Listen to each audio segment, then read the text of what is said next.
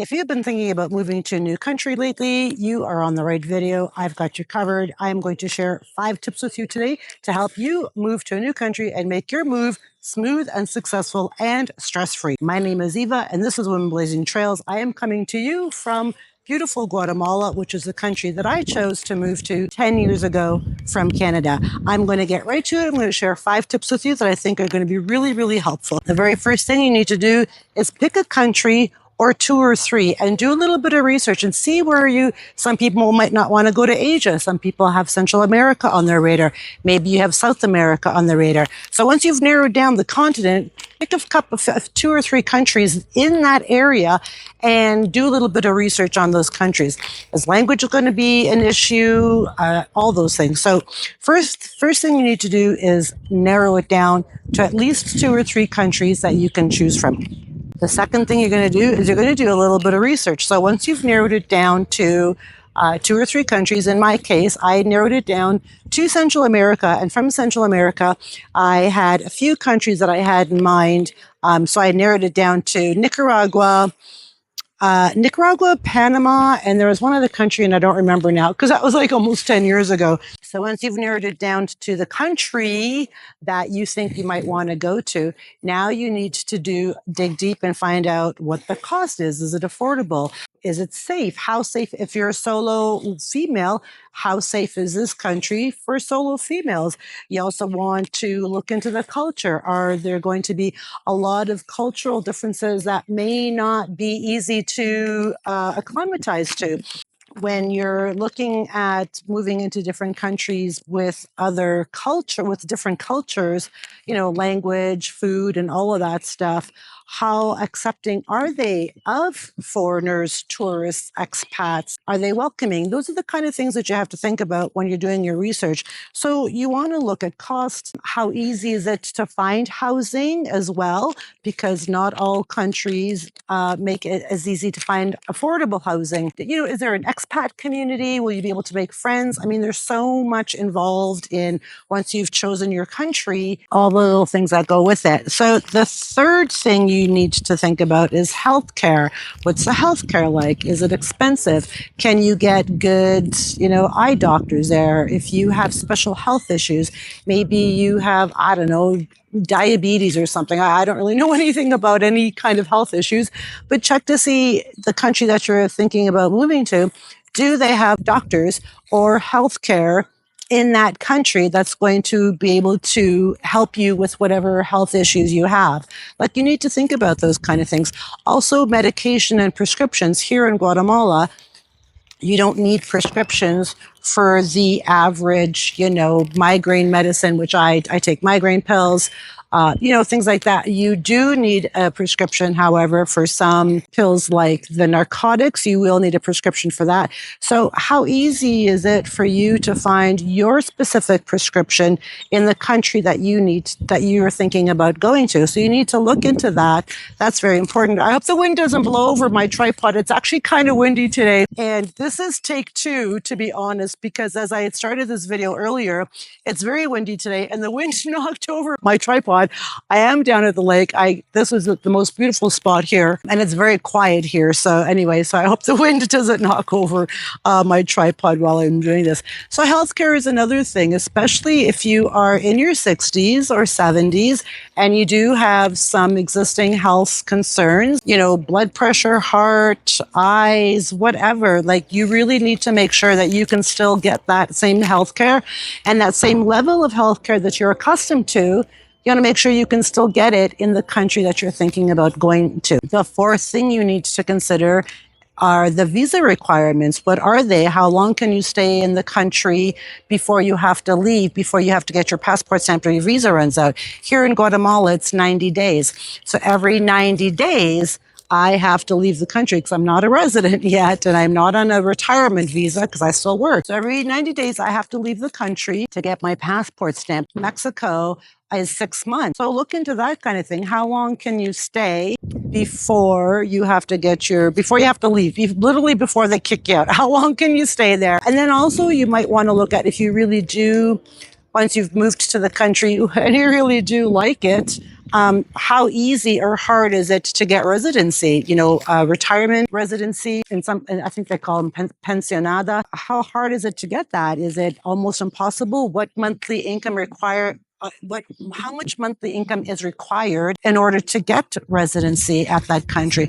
So can you buy property? Can you start a business? Can you do so? Those are some of the things you have to look at. And also, if you, let's say you still have to work. So this is what I did. I'm just going to take you back to my story, and then we're going to get on to the fifth point. What I think the fifth point is probably by far the most valuable point. So when I was leaving my country, Canada, I still needed to work to support myself. I'm not retired. I don't have a retirement pension, nothing like that. So I still have to work. So I was a hairdresser in Canada, and I had to figure out, what can I do? What kind of work can I do when I moved to another country, because I still have to support myself, what can I do? So I went to the online space and I became a freelance writer. I started out with a freelance 11 years ago as a freelance writer. And then as I was freelance writing for other people, I built my own business, and now I just run my own business, Women Blazing Trails. But you have to think about, if you still have a 9 to 5, Monday to Friday, 9 to 5, which is what I did have. I created my own job. So, so I had to scramble and figure out what I was going to do for work. So I created my own job. I found freelance writing job. I did social media work. I did whatever it took to replace the income that I was making in Canada as a hairdresser. So you have to really put your thinking cap on, but it's possible. I should do a whole other video on that you can quit your shitty 9 to 5 and leave your country and create your own job and live happily ever after. So you can do that. I should do a video on that, really. So, do you have to still work to support yourself? And so chances are, if you do have to still work, it's going to be a little bit hard to get a work visa. I don't know anything about that. I never had to do that. I don't know how that works. If that's something that you're thinking about, is getting a work visa or sponsorship in order to live and work in another country, you're going to have to find other videos on that, because that's definitely nothing that I know anything about, and I can't talk about that. So I created my own job and I live quite comfortably.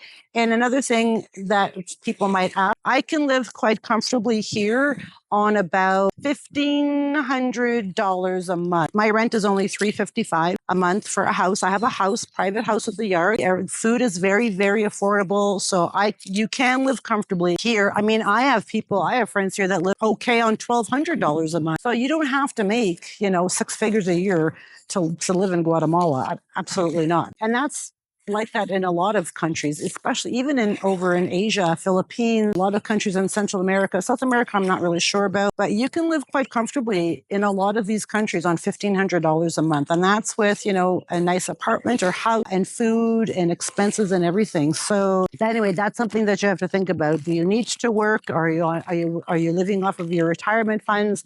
Whatever the case may be, do you make enough money to live comfortably wherever you plan on moving? And the very last point that I want to share with you, which I think is really, really helpful and really important, if you're thinking about moving to a new country, once you've narrowed it down to say like 2 to 3 countries, I recommend joining Facebook group of the country that you are thinking of moving to. Find Facebook groups that are Expat Community. I joined groups that were Panajachel Community Group, because I live in Panajachel, Guatemala. So I joined 2 groups on Panajachel, and I think I joined an Expat Guatemala group as well. Sorry, the wind is really strong and my tripod wants to blow over.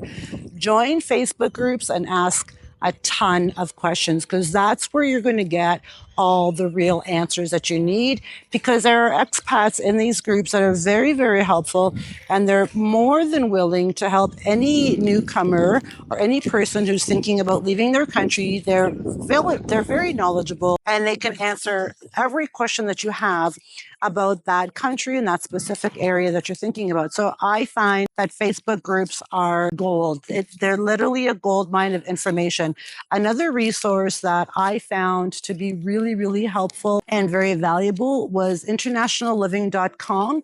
A Lonely Planet as well is another. I find Lonely Planet can be, the book or the website can be a little outdated sometimes. I do like International Living because all the stories and all the blogs in there are written by travelers, expats who live right in the country and the cities and the towns and the villages that you've been, you're doing research on. They live right there. They have firsthand experience. It's a wealth of knowledge. So that's internationalliving.com. I actually have a blog up there on Guatemala and Facebook groups. Look for Facebook group in the area of the place that you're thinking about moving to, because you're going to get everything you need, you will find in Facebook groups. But those are some of the things that I wrote down that I think are really, really important. Safety, cost of living, healthcare, those are the questions I get asked. I get those, sorry, I have to hold my tripod. I get asked those questions a lot, especially safety, because I am a solo female. Here where I live in Panajachel, Guatemala, the only thing I'm terrified of is scorpions. It's very, very safe here. Nobody wants to hurt you. And a lot of places too, I should note that a lot of places, I put these on for a second, that you are planning on moving to probably do have great expat communities. The economy relies on the expat community to keep it fruitful. So nobody wants to hurt foreigners or expats. They are welcomed and appreciated probably just about everywhere around the world. So I really wouldn't worry about that, but definitely here where I live, but definitely do your research on safety. If you are a solo female, find out if it's safe for women. Most places are. Find out about the expat community. How easy is it to make friends? Is there a big expat community? Are you going to be the only gringo? I say gringo. Are you going to be the only foreigner in that town or village? Things like that are fairly important. Is there a nightlife? Do you like entertainment? Are there movie theaters? What's the dating scene like? Those are some of the questions that I get. So those are some of the things you might want to ask or do research on before you decide to move or choose a country. Literally, those are the most important things.